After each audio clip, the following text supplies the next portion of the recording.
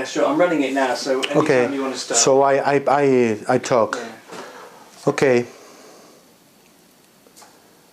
I think that I think that is very important to notice, to think, or to consider that poverty is a complex phenomenon, and which involves many factors at different levels of analysis.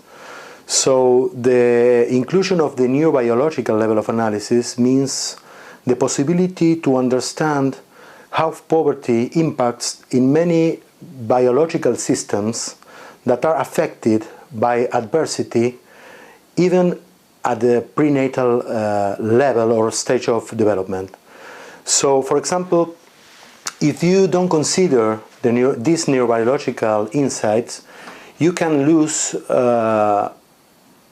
the possibility to understand that living in poverty means the challenge the people in many senses in their more deep self-regulatory systems that include the stress regulation response, and also many ways, different ways of neural activation.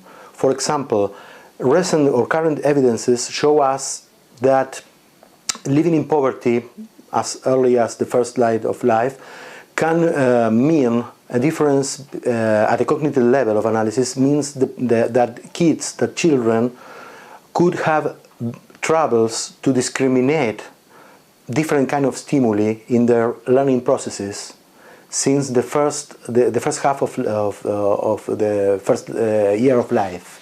So at the cognitive level, the neuroscientific approach allows us to understand that different neural systems are affected by the environment in their possibility of process different kind of stimuli and circumstances, such as, for example, how to interact with other people in emotional terms, how to discriminate emotions in the environment, how to process the stimuli and the interaction at an attentional, inhibitory control, working memory levels.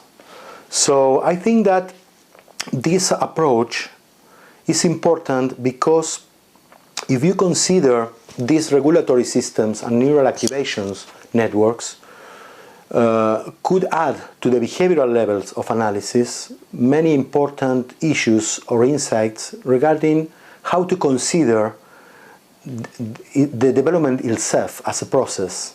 So, I'm sorry. You are going to edit this. That's good. No, I mean, I think that's good. So, so I think that the possibility to analyze poverty since the point of view of neuroscience means the possibility to include other ways to analyze a complex phenomenon.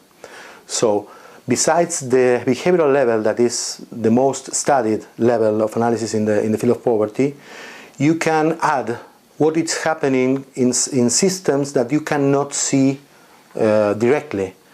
For example, there are studies in the analysis of the exposure of neurotoxicants on the brain, based on for example, the experience of being exposed to cocaine in your intrauterine life, that show us that maybe you can observe at the behavioral level the impacts in the second decade of your life.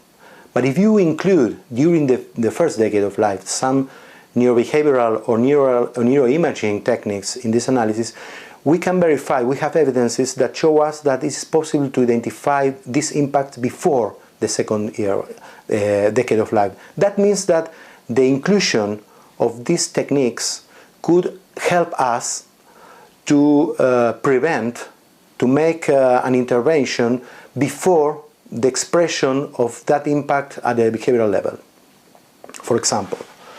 Also, we have many evidences about how the brain modifies its activation, specifically in those systems involved in language, learning, and cognitive processing, or self-regulatory processes, that allow us to include some insights in the design of interventions in the first decade of life as early as in the first year of the first stage of development. So this means that it's important to include this point of view because it allows researchers to understand the phenomena in a more complex way. So that means the possibility to improve our design of actions or interventions at different contexts of development, such as not only the school through curriculum interventions, but also through parenting practices or even in communitary approaches. So in any context where an adult is working with a kid, including the neuroscientific approach means the possibility to prevent or to intervene before the appearance of behavioral manifestations of these impacts. Is that enough?